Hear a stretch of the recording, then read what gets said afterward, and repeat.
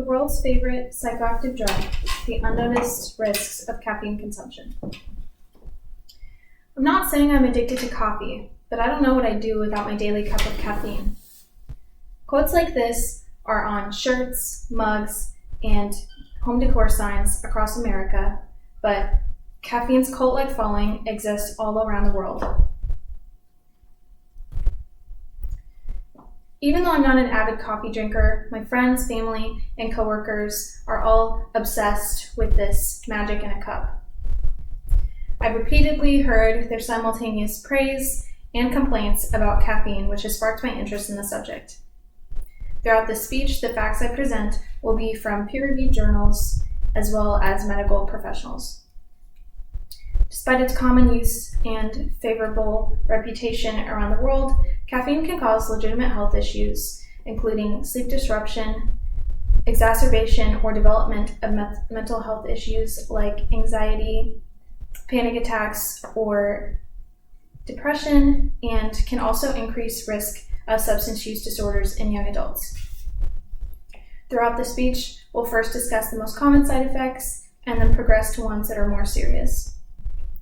According to Frary in 2005, as cited by Foray in 2016, caffeine is the most consumed psychoactive drug in the world. So, for all you caffeine connoisseurs, why do you drink it? Some of the most common answers are to wake up or to get energy. But did you know that excessive caffeine consumption can actually create a vicious cycle that keeps you tired? Caffeine causes various levels of sleep disruption, even in those who do not consume much. Caffeine obstructs adenosine, which is a chemical related to sleep. And when it's disrupted, an individual may fall asleep later, sleep less, or sleep very poorly.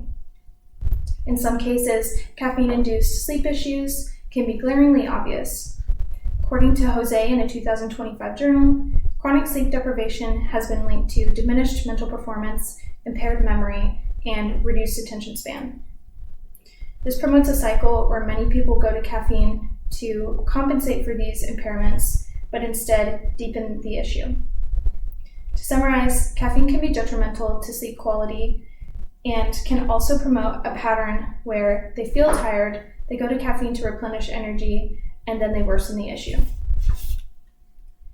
The mention of impaired mental performance brings me to my next point, caffeine's relation to mental health.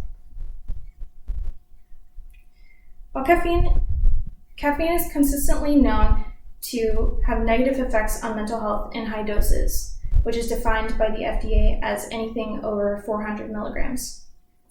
While caffeine is known to help increase alertness, it can also create heightened nervous system activity, which can cause emotional dysregulation. For those who already struggle with anxiousness or worry, caffeine can magnify these symptoms and even trigger panic attacks. Quoting Jose in a 2024 journal, during an experiment with caffeine, 61% of patients with panic disorders experienced panic attacks after consuming 480 milligrams of caffeine compared to the control group who did not. Moving on, significant caffeine consumption can also create a cycle of anxiety and depression, even in those who do not have a previous history of mental illness. Stress in the mind from frequent anxiety can increase the risk of depression, especially in those that are very sensitive to caffeine. While caffeine can potentially help users feel more attentive, eventually its heightening effect can amplify mental illness. My next point demonstrates the darker side of caffeine consumption by examining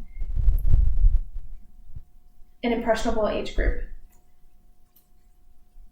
Caffeine can increase the risk of substance abuse in young adults. Adolescents have been shown to be much more sensitive to caffeine than adults, and this is because they metabolize it much slower, which makes them more receptive. Although caffeine is a weaker drug, even in low and medium doses, it still has similar effects to amphetamine and cocaine, which are drugs in the same class. Medical professional Foray said in a 2016 journal that psychostimulant effects of caffeine have the potential to increase vulnerability to substance use disorders. In summary, adolescents' susceptibility to caffeine, as well as caffeine's shared traits with more intense drugs, can create an environment that increases the risk for substance use disorders. In conclusion, caffeine is not just an innocent pick-me-up. Despite its common use and favorable image around the world, caffeine can have legitimate health repercussions, like sleep disruption, development, or exacerbation of mental health issues like anxiety, panic attacks, and depression, and can also increase risk of substance use in adolescents. Caffeine is more than just an ingredient in your favorite beverage. Excessive consumption of this drug can create problems that most people don't recognize. So, next time you think about downing a double espresso shot or a Monster energy drink, think about what that caffeine may be doing to your body, inside and out.